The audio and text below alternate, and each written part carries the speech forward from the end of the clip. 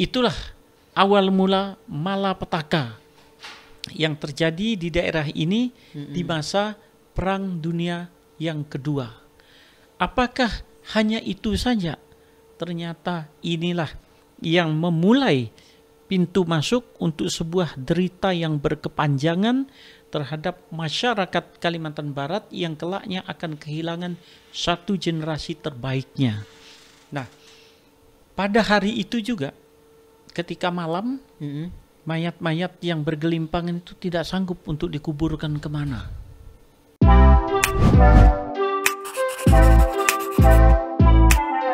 Assalamualaikum warahmatullahi wabarakatuh. Kembali lagi di hari ini dengan kesempatan kita di podcast Ruang Tengah Radio Wafiyarahimkumullah, yang dimana kita di hari ini membahas tentang terkait peristiwa yang sangat menyedihkan ya bagi masyarakat Kalimantan Barat. Dan dimana juga hari ini bulan-bulannya juga yang kesempatan juga kita mengenang ya peristiwa Mandor yang insyaallah ini menjadi sejarah terbesar di Kalimantan Barat, yang dimana banyak pejuang-pejuang yang menjadi korban di Mandor. Nah, dengan kesempatan kali ini ya, perkenalkan saya Darson menjadi host di podcast Ruang Tengah Radio di kesempatan kali ini, dan saya juga tidak sendiri Wafilah, tetap bersama narasumber kita yang mana beliau juga pelaku sejarawan dan budayawan Kalimantan Barat, Pak Long ya, atau dikenal dengan nama Pak Syafardin Daeng Usman. Dan biasa kita panggil dengan Pak Long ya, Pak Long. Nah, tapi di kali ini kita dengan akrab manggil Bang Din ya lah, biar lebih akrab. Nah, baik Wafilah, dan kita mungkin langsung saja untuk terkait pembahasan yang mungkin sejarah yang tidak kita lupakan, yang mana kita sebagai pemuda lebih banyak untuk mengenal sejarah ya.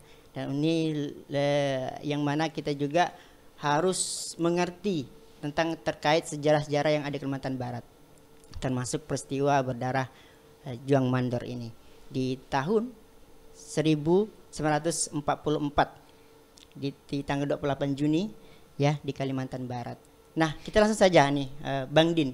Nah, mungkin terkait peristiwa ini kan mungkin kita banyak dengar nih, sering kita dengar. Saya sendiri jujur nih tak pernah mandang langsung karena mengetahui adanya sejarah-sejarah ini ya, kita merasa sendiri sedih dengan peristiwa ini Bang Din. Nah, mungkin Bang Din bisa menceritakan terkait beberapa sejarah-sejarah yang peristiwa-peristiwa Mandor yang ada di Kalimantan Barat. Baik, terima kasih Bung Darson. Assalamualaikum warahmatullahi wabarakatuh, para pemirsa dan pendengar podcast Ruang Tengah Radio Mujahidin FM 105.8 FM ya yang berbahagia.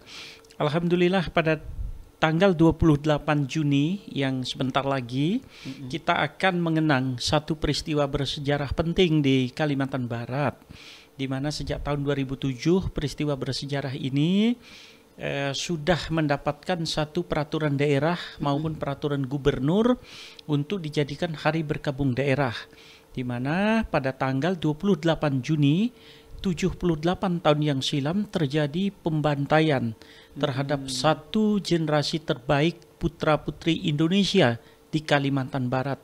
Bolehlah untuk kita katakan Holocaust yang terjadi di masa Perang Dunia yang kedua di Kalimantan Barat ini. Kita tentunya tidak akan langsung berbicara akan adanya satu peristiwa malapetaka 28 Juni tersebut.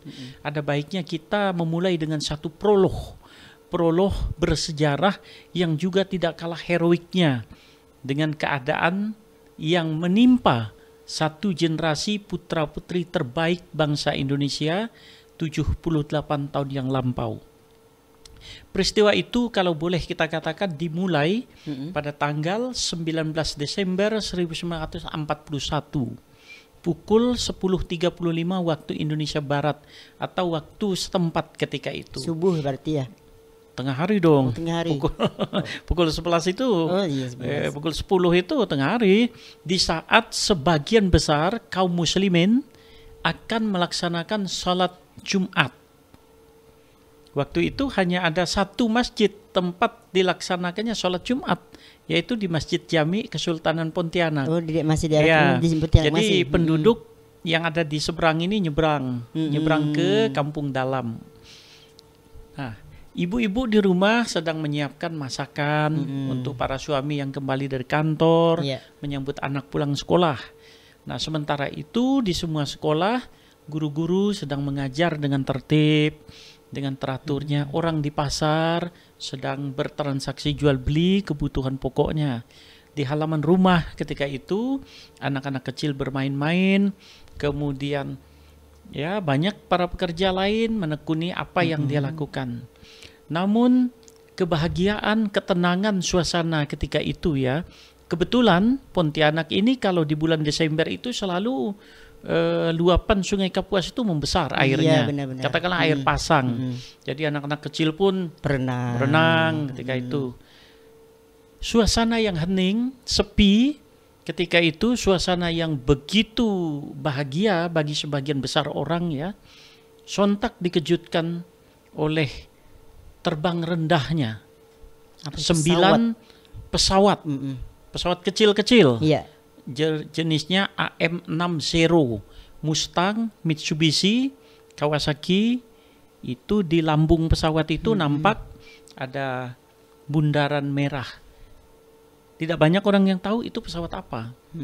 Hanya KMK, Komando Militer Kota, yang hanya beberapa peleton dipimpin oleh Pasqua, Kapten Martin, Kapten Desprieu, orang-orang militer Belanda yang ada di Pontianak ketika itu, yang memastikan itu adalah pesawat pembom Jepang.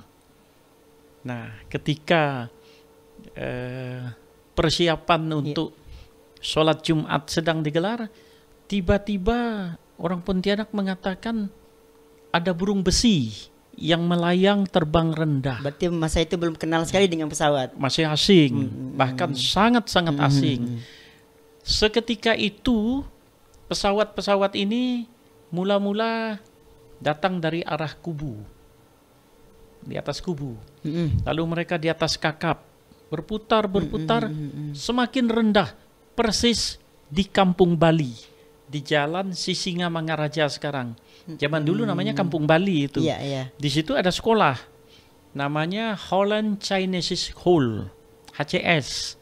Itu khusus untuk anak-anak Tionghoa yang disetarakan dengan orang Belanda. Tapi orang Indonesia pun banyak di situ. Termasuk paman kami juga sekolah di situ. Nah, tidak jauh dari situ ada Komando Militer Kota. Ya. Dalam hitungan detik, kalau boleh disebut menit, detik, tiba-tiba saja mitraliur, tembakan-tembakan beruntun dari udara itu berhamburan. Berarti menyiram pelor itu ya, peluru-peluru itu berhamburan menembaki gedung sekolah tersebut. Yang pasti ini salah sasaran. Karena kelaknya tahun 47 ini terungkap bahwa itu salah sasaran. Yang akan ditembaki itu adalah pusat KMK, Komando Militer Kota, yang sekarang menjadi kantor POM. Kantor POM yang dulunya Korem, dulunya Kodam. Karena di sebelahnya itu kan rumah residen, residensi Wester Abdeling van Borneo di situ kan. Nah, di daerah itu Lerifak dulu, kawasan mewah yang ada di Pontianak. Tiba-tiba saja sekitar pukul 10.50 itu bom itu berjatuhan. Bom pertama itu jatuh di atas gedung sekolah Holland Chinese School.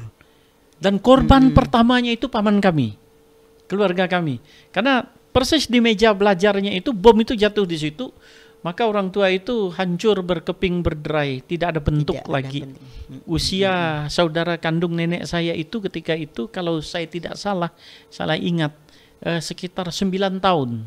Berarti di bangkunya itu dari SD, dari atap gedung sekolah itu bom itu jatuh persis di bangkunya, jadi berkeping berderai. Itu terbilang kakek saya kan. Satu bangun itu, satu sekolah itu apa namanya, murid-murid di situ. Murid-murid di situ Tidak habis semua, tidak habis semua. Ada yang bisa selamat, beberapa di antaranya bisa selamat itu Pak Sumita almarhum yang pemilik apa dulu itu Tiki Pertama Pontianak, kemudian Pak Marius Ape, wartawan senior Kalimantan Barat, kemudian kakek kami, kakek saudara nenek saya juga Haji Ahmad Nur, kemudian banyak lagi beberapa di antaranya Pak Hamzah juga yang terakhir menetap di Lombok. Tapi yang lainnya itu hilang bentuk rupanya. Jadi kepala, badan, kaki itu udah terpisah. Bukan hanya di situ. Itu sasaran yang pertama salah sasaran. Jadi di gedung HCS itu tidak ada bentuk sedikit pun lagi. Sekolah itu hancur, terbakar. Habis rata dengan tanah. Nah, bangunan itu sekarang kalau saya tidak salah jadi Optik Malaka apa itu di jalan itu, di jalan Sisingamangaraja. Nah di situ itu kan ada bangunan megah mewah itu kan, disitulah gedung sekolah itu dulu. Nah kemudian di mana lagi Jepang ngebom? Baru ketahuan itu tentara Dainippon Teikoku, karena mereka memiliki semboyan Tenno Haika. Jadi apa yang dimaksudkan Tenno Haika? Semua yang ada di bawah langit itu milik kaisar, harus direbut. Jadi dirampas dari tangan rezim kolonial Belanda. Daerah yang kedua itu pasar Pontianak. Yang mana dinamakan pasar? Nah, pasar dulu pasar itu tidak banyak. Pasar itu hanya ada di Jalan Juanda, Jalan Tanjung Pura, kemudian Jalan Sultan Muhammad, itu pasar dulu. Berarti itu masih daerah jalan utama juga kan? Itu dulu namanya Poorstraat. Poorstraat itu jalan utama. Nah, kalau di belakang sananya itu Sultanweg, Jalan Sultan. Kalau kemari di sininya Landrahweg, Jalan Pengadilan, itu yang apa itu namanya Jalan Jenderal Urip sekarang. Di pasar itu beratus-ratus orang korban, kepala terpisah dari badan, kaki bercerai dari raganya yang tidak bernyawa semua. Lagi perempuan itu bergelimpangan, belum lagi yang akan nyebrang menuju ke masjid di kampung dalam itu ditembaki dari udara. Banyak yang meninggal di atas perahu, di atas sampan ketika nyebrang ke Sungai Kapuas itu. Kemudian di daerah Gang Kemboja, di tempat saya tinggal sekarang itu, kemudian di sekitar Martapura itu sasaran empuk, karena itu dulu jajaran kampung Melayu. Itu ditembaki habis. Kalau kita hitung-hitung tidak kurang dari 1.000, katakanlah 1.000 orang korban penduduk kota Pontianak di hari yang pada sama hari itu. Sekali tembak, sekali sapu, sekali bom, kurang lebih setengah jam itu menewaskan 1.000 orang ketika itu. Nah, apakah ada perlawanan dari militer Belanda? Tidak ada sama sekali.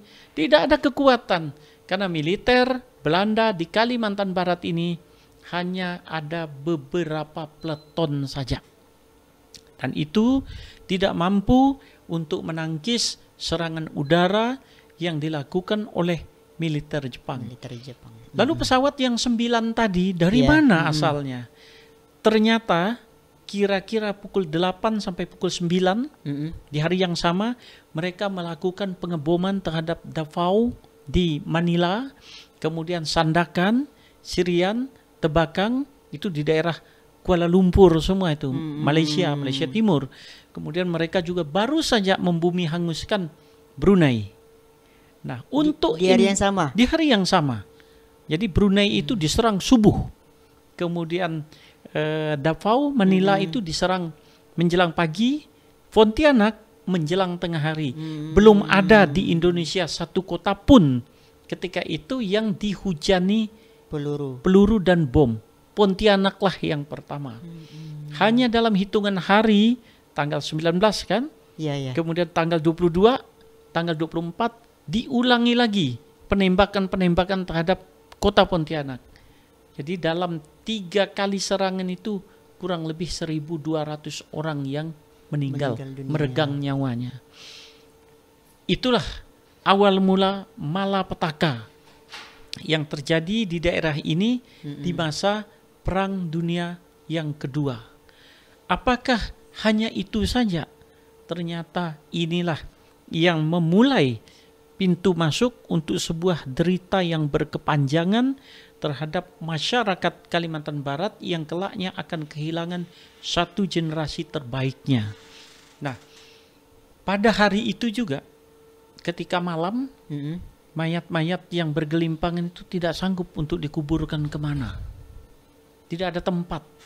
Tidak ada lagi sanak saudara yang mengenali mereka. Karena sudah hancur Karena sudah hancur. Kota ini iya, hanya mencium bau amis darah, iya. bau kematian, kemudian suram yang mencekam, suasana ketakutan yang luar biasa, kemudian bau asap mesiu yang tidak terperikan, belum lagi perasaan berduka yang luar biasa ketika itu. Itu 19, 22, 24 Desember.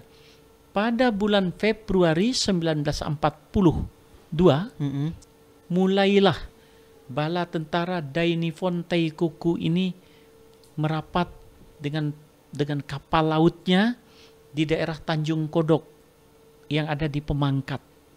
Itu ada belasan kapal. Untuk apa? Untuk menurunkan tentara-tentara yang dinamakan oleh masyarakat ketika itu orang Katai. Orang Jepang itu disebut orang Katai Dulunya karena dia pendek. Oh iya, dari masyarakat kita ini, Pak Long. Jadi dia di Pemangkat itu untuk masuk ke Pontianak, dia rampas sepeda milik masyarakat, milik rakyat itu. Orang Jepang itu susah naik sepeda. Kenapa badannya? Badannya tidak nyampai. Jadi untuk sampai itu kalau sepedanya diolengkan ke kanan, badannya ke kiri. Begitu juga. Akhirnya sampai juga dia ke Singkawang, ke Mempawah. Maka pada bulan Juli 1942 sepenuhnya Kalimantan Barat berada di bawah kekuasaan Dainifon Taikoku dengan pemerintahan ketika itu Kaigun Min Saibu Chokan. Ini dibedakan ya. Kaigun Min Saibu Chokan. Nanti akan ada Rikugun Min Saipu Chokan. Min Saibu itu pemerintahan sipil, Min Saipu itu pemerintahan militer. Kaigun itu angkatan laut, Rikugun itu angkatan darat. Iya. Di bawah Kaigun itu pasukannya namanya Kenpeitai. Di bawah Rikugun itu pasukannya namanya Keibitai. Jadi orang sering keliru. Mengapa keliru? Di mana-mana orang mengatakan zaman Jepang ini yang kejam itu Kenpeitai. Tidak ada di Kalimantan Barat itu Kenpeitai. Karena kita tidak pernah diduduki pasukan itu. Yang kejam di daerah ini namanya Keibitai. Keibitai ini komandan tempurnya itu namanya Soichi Yamamoto. Dengan wakilnya itu Uesugi. Nah itu. Inilah awal mula malapetaka didudukinya Kalimantan Barat dengan pusatnya Pontianak. Dan kita baru tahu di Indonesia ini pertama kali Jepang berkuasa di mana? Di Subang, Kalijati, Jawa Barat pada Maret 1942 ketika Jenderal Tervorten bersama dengan Gubernur Jenderal Hindia Belanda Tjarda van Starkenborg-Stackhauer menyatakan menyerah tanpa syarat kepada Jepang. Jadi harus diingat, Son, bahwa Pontianak adalah daerah pertama di Indonesia yang diduduki oleh militer Jepang. Tapi ini tidak tercatat dalam sejarah. Benar. Karena apa? Sejarah kita ini belum menelisik sampai ke hal yang paling daerah. Itu. Iya, ini adik terkait nih Bang Din. Karena kan tadi kita dengar tadi bahwa Jepang itu sudah membombardir kota Pontianak. Itu masa itu Belanda juga masih ada kan? Masih ada untuk menguasai Pontianak ini. Nah, jadi waktu itu apakah tentara Jepang juga hancur juga, Bang Din? Apakah dia langsung menyerah atau gimana? Ini penting untuk diketahui. Jadi Jepang itu tidak sekonyong-konyong datang. Tidak pada hari itu, tidak pada tanggal 19 Desember tahun 41 hari Jumat itu tidak datang ngebom gitu aja. Meskipun dia salah sasaran kan.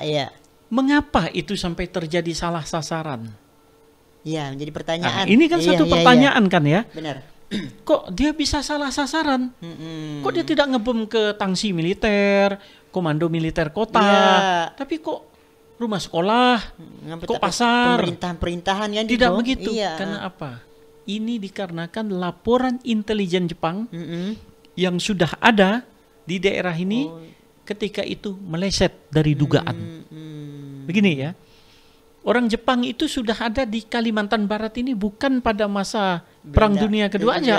Jauh sebelumnya sudah ada. Jauh sebelumnya sudah ada.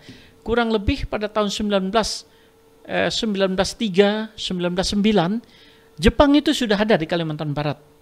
Yang saya tahu, yang saya baca dokumennya itu di Ngabang, di kampung yang namanya Sebabat. Di Sebabat ini mereka membuat perkebunan karet yang dipimpin oleh Dr. Motoshima, ahli botani, ahli perkebunan. Motoshima ini memiliki keponakan namanya Norio Tsuchimochi. Ini pekerjaan Tsuchimochi ini tukang beli karet di masa Belanda itu.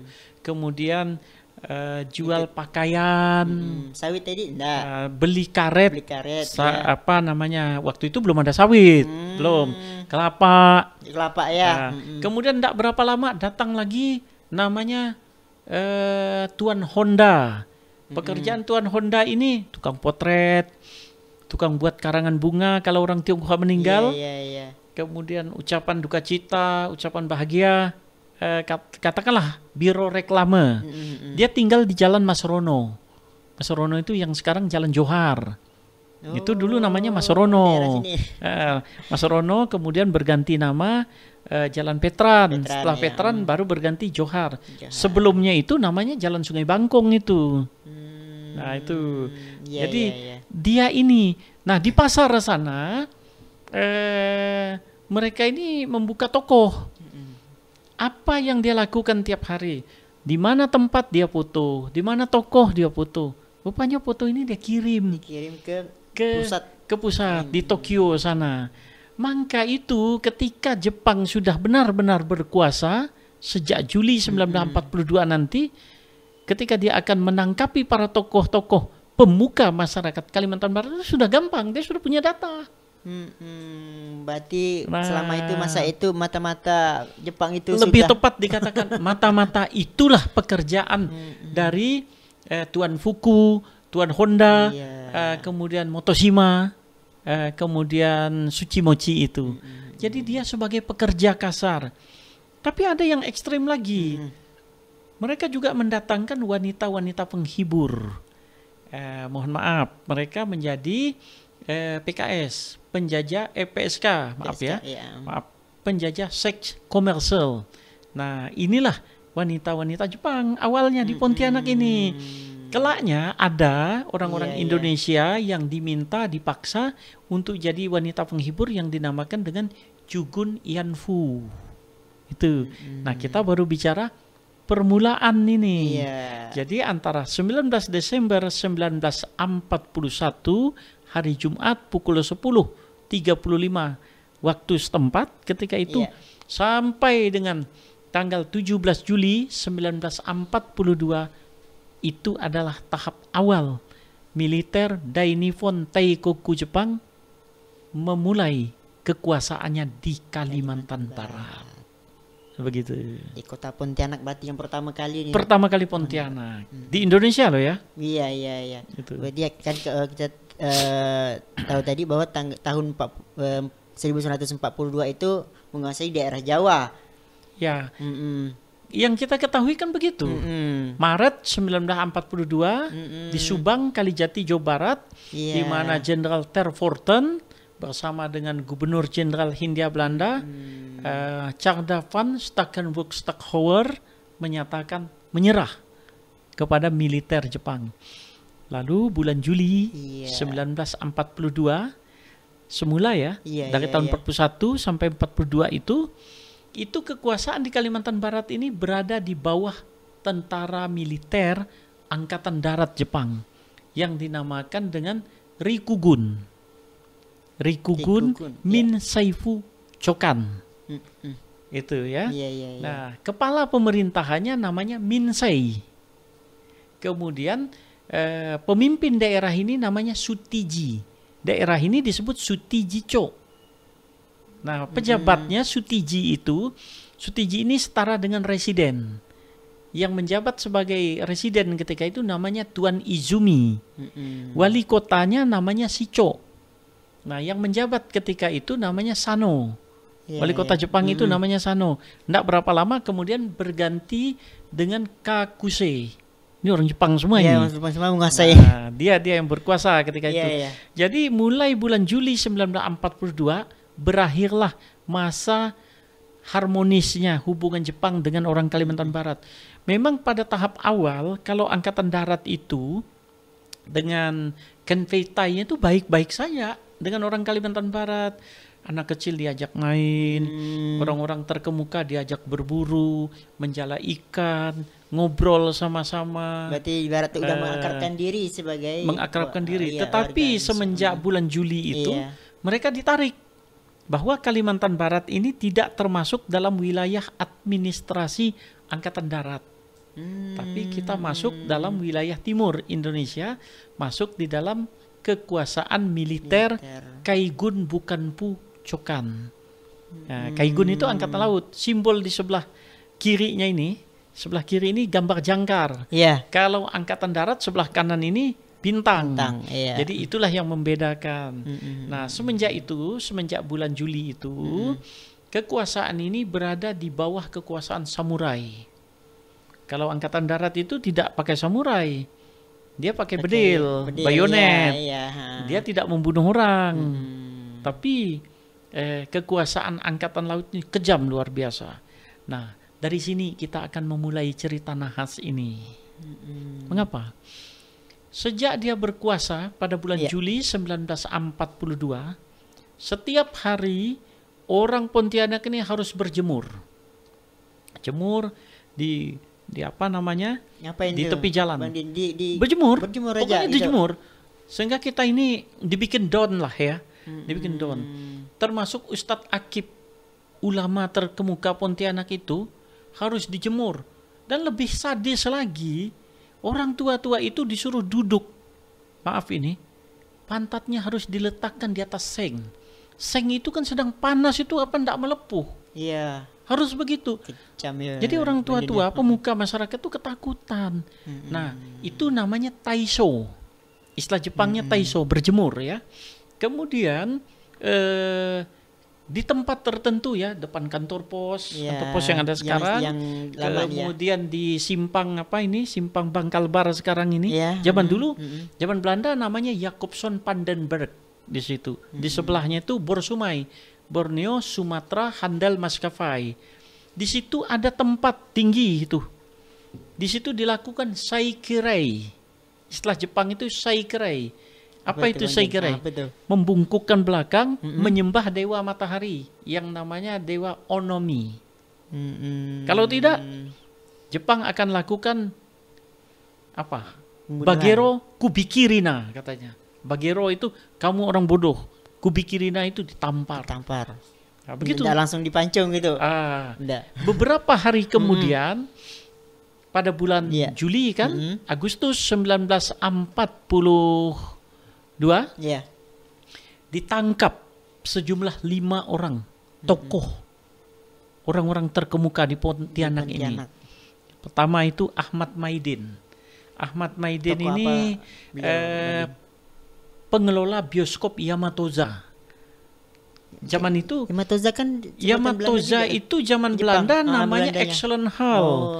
Zaman Indonesia Merdeka namanya Menara yang ada di pasar Parit Besar itu.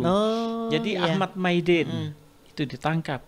Lalu tokoh terkemuka Serikat Dagang Indonesia Pontianak namanya Merah Kesuma Indra Mahyudin. Ini salah satu pemerakarsa berdirinya Masjid Raya Mujahidin ini, Pak Merah Kesuma Indra Mahyudin ini. Lalu Teng Sai Hai, ini pemilik toko obat, pemuka masyarakat Tionghoa. Burhanuddin, itu pegawai di Pontianak. Lalu satunya lagi itu ada orang-orang Belanda, Van der Spek. Iya. Lalu mereka digiring, dibawa berkeliling kota. Kecuali yang 3 orang, 3 orang, 2 orang itu tetap diarak keliling Pontianak tanpa baju, dengan celana pendek, yaitu 2 orang, yaitu Ahmad Maidin dan Teng Sai Hai. Lalu dibawalah mereka, dikumpulkan penduduk kota Pontianak ini. Jepang mengatakan, Anda sekalian, saya ingin memperlihatkan olahraga ketangkasan bermain samurai. Jadi saya harap Anda semua menyaksikan tanpa ada ketakutan, tanpa ada histeris. Maka diletakkanlah kepala 2 orang terkemuka tadi di atas bantaran sungai. Ya sudah dikelilingi, sudah kecapean, tangan diikat ke belakang, dikasih celana seadanya, baju dibuka, kepala diletakkan di di bantaran sungai. Lalu satu persatu orang Jepang ini mengatakan, kami akan mempertontonkan kubikirina. Kubikirina, potong kepala. Maka dengan sekali sabet lepaslah kepala kedua orang tokoh itu. Konon katanya Teng Sai Hai itu kepalanya agak susah, langsung ditendang dengan kaki, nyemplunglah ke sungai Kapuas di pelabuhan Teng Seng Hi itu. Oh, itu sejarah awalnya Teng Seng Hi ini. Teng Seng Hi ini pelabuhan perdagangan rakyat milik seorang Cina kaya yang bernama Teng Seng Hi. Memang Teng Seng Hi namanya. Rumahnya yang jadi gereja Gembala Baik itu. Itu rumah Seng Hi dulu. Nah, itu. Jadi sepanjang kawasan itu karena dia bersahabat dengan Sultan, dia bangunlah rumah itu berhadapan dengan masjid dan keraton. Iya benar. Itu ya. Nah, begitulah Jepang melakukan itu. Apakah hanya sampai di situ? Dengan menyembelih 2 orang itu. Ternyata setiap hari dia melakukan pembantaian, pemenggalan kepala terhadap warga Pontianak. Terhadap orang Pontianak. 3 hari kemudian Kontroler Afel, Yan B. Afel itu Kontroler atau Gezaheber Mempawah tertangkap di Mempawah. Jadi dibawa juga keliling kota, kemudian disuruh berkejar lari, baru ditembak kakinya. Ketika dia merintih kesakitan, langsung kepalanya dipenggal. Begitu. Setiap hari itu terjadi, dimulai dari bulan Juli 1942. Pemenggalan satu.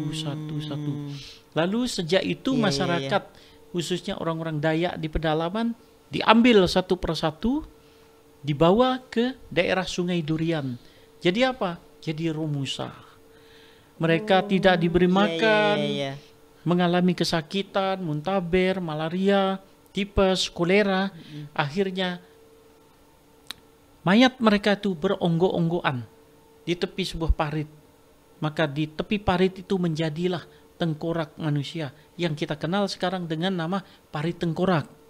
Itu awalnya itu karena memang di situ tengkorak manusia. Para Romusa itu maka dinamakan parit tengkorak. Lalu tempat Jepang itu bertahan di Sungai Durian, maka dinamakan parit Jepang. Iya, ada parit Jepang, betul, ada. Itu jadi tidak asal nyebut orang, memang Jepangnya ada di situ. Yang Spadio itu kan? Daerah Spadio, Sungai Durian itu. Nah, itulah ya hasil kerja Romusa itu berdirilah lapangan terbang Sungai Durian yang dinamakan Spadio sekarang. Nah, kemudian jalan dari Muara Spadio sampai ke Pontianak. Bayangkan, tidak boleh berhenti, dicangkul tiap hari itu. Orang zaman dulu namanya nembok. Kerja paksa. Jadi kalau mati dikumpulkan tidak dikubur, ditaruh di tepi parit, ditata-tata gitu aja. Dia dilempar-lemparkan aja. Nanti kan kering badan itu, jadilah tengkorak yang beronggoan tepi parit. Maka dinamakan parit tengkorak. Nah, ngomongin parit tengkorak ini, tengkorak ini apakah udah diamankan atau sekarang ini? Pada ketika itu dikubur. Dikubur di daerah tersebut, tapi lama kelamaan digali, akhirnya nggak jelas kemana perginya. Kan ada lama. Nah itu ya. Jadi kekejaman yang luar biasa ini bukan hanya terjadi di Pontianak, tapi di Ngabang juga di satu tempat yang namanya Pantek. Di Pantek itu orang tidak makan, tidak minum, jadi mati kelaparan. Beribu-ribu jumlahnya, Son. Itu. Nah, di PSP Padang Sayuk Pontianak itu orang mati juga di situ. Akhirnya para pemuka masyarakat kita melihat keadaan yang sangat bengis dan kejam ini, mengambil inisiatif. Mereka berinisiatif bagaimana caranya untuk menghadapi kekejaman fasis militer si kulit kuning mata sipit ini, si Katai ini. Maka tampillah ketika itu tokoh pergerakan di Pontianak, antara lain Raden atau Urai Muslimun Nalaprana, bekas anggota Polskrat yang kemudian menjadi Demang Pontianak. Kemudian Pangeran Adipati Sri Maharaja, putra Sultan Pontianak Syarif Muhammad. Kemudian Raden Panji Muhammad Jubair Noto Sujono. Kemudian Dr. Agus Jam, Dr. Vini, bersama tokoh-tokoh lainnya, termasuk yang sangat terkenal ketika itu, pengawas pendidikan sekolah, yaitu Panangian Harahap Mangaraja Sultan Gunung Tua. Inilah tokoh-tokoh yang mengadakan pendekatan dengan Sultan Muhammad, Sultan Pontianak, untuk memikirkan apa langkah-langkah yang harus ditempuh, karena Jepang ini sudah terlalu kejam, sudah sangat keji. Jangan lupa perempuan-perempuan, terutama orang Tionghoa di Singkawang, di Pemangkat, di Sambas, itu adalah sasaran empuk pemuas nafsu bejat orang Jepang. Mereka ditangkap, dibawa, disimpan ke satu rumah yang namanya rumah bordir. Ada yang menyebut rumah bambu. Itu dijadikan camps untuk melayani orang Jepang. Satu orang perempuan dalam sehari harus melayani 5-10 orang Jepang. Tentara Jepang tersebut. Di mana tempat itu? Itulah tempat yang sekarang menjadi pegadaian di Jalan Hos Cokroaminoto, di depan di depan Pasar Mawar. Di situ. Di situlah banyak yang bunuh diri, perempuan-perempuan ini. Tidak terkecuali juga orang Melayu yang ada di Pontianak juga mengalami nasib tragis. Berarti rata-rata banyak wanita Tionghoa yang menjadi korban. Kebanyakan. Berarti dari jangan lupa ya. Dimanapun Jepang berada, orang Tionghoa itu adalah musuh bebuyutannya. Jangan lupa, di masa Perang Dunia yang pertama di Nanjing atau di Beijing, sana itu terjadi pembantaian, Holocaust, ribuan manusia orang Cina yang dibunuhi Jepang. Jadi Jepang mengatakan Daitoa Nisenso, Tenno Heika. Di bawah langit semuanya milik kaisar. Jadi dimanapun orang Cina berada, orang Tionghoa berada, habisi dia. Maka di Pontianak, di Kalimantan Barat, orang Cina adalah sasaran empuk militer Jepang. Berarti memang dari dari awal memang Jepang dan Cina ini dendam kesumat. Dendam kesumat. Menjadi dendam kesumat. Nah, lalu para tokoh tadi bermufakat menemui Sultan Pontianak. Sultan pun menghimpun para raja penembahan yang lain.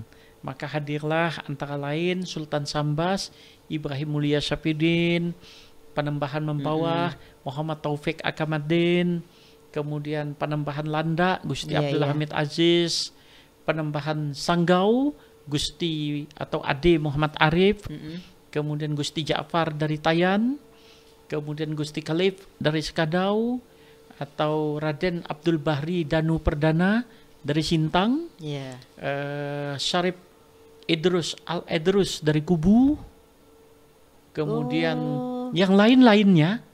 Mereka berhimpun mengadakan satu mufakat dalam satu organisasi yang seakan-akan tunduk pada Jepang, tapi dum spiro-spiro bergerak di bawah tanah namanya Nishinkwai. Organisasi itu. Nishinkwai ini organisasi pemuda binaan Jepang, tetapi mereka membelot menggunakan kesempatan itu. Memang organisasi yang sangat berpengaruh pada masa itu adalah pemuda Muhammadiyah. Kemudian Parindra, Kepanduan Hizbul Watan, kemudian Serikat Dagang Indonesia Pontianak, kemudian Perkumpulan India Pontianak, Perkumpulan orang-orang Indo Timur Asing yang disamakan kedudukannya dengan orang Belanda di Pontianak. Mereka menghimpun diri dalam Nishinkwai. Pemimpin Nishinkwai ketika itu Raden Mahmud Susilo Suitnyo atau Suitnyo ya, Raden Suitnyo, ada jalan Suitnyo itu. Inilah, jadi mereka mengadakan mufakat. Tetapi rupanya dimanapun, dalam setiap fase apapun, yang namanya kaki tangan itu selalu ada. Mata-mata itu selalu ada. Bahkan orang Indonesia yang sama-sama bermufakat untuk melawan Jepang itu juga yang membocorkan. Jadi mata-mata. Maka dengan mudah Jepang, ditambah dengan laporan Honda tadi yang saya sebut, kemudian Tuan Fuku, kemudian Tuan Motoshima, membawa laporan. Ini orang Indonesia di Pontianak. Maka pada bulan Oktober 1943 dini hari, Sultan Pontianak bersama dengan kurang lebih 60 kaum kerabatnya digedor rumahnya dari tentara Jepang itu oleh orang Jepang. Belusin-lusin pasukan itu mendatangi keraton, mendatangi istana Kadriah. Sultan baru selesai sholat tahajud ketika itu. Beliau tidak diikat tangannya, tidak disungkup kepalanya, tapi beliau dibawa pergi saja.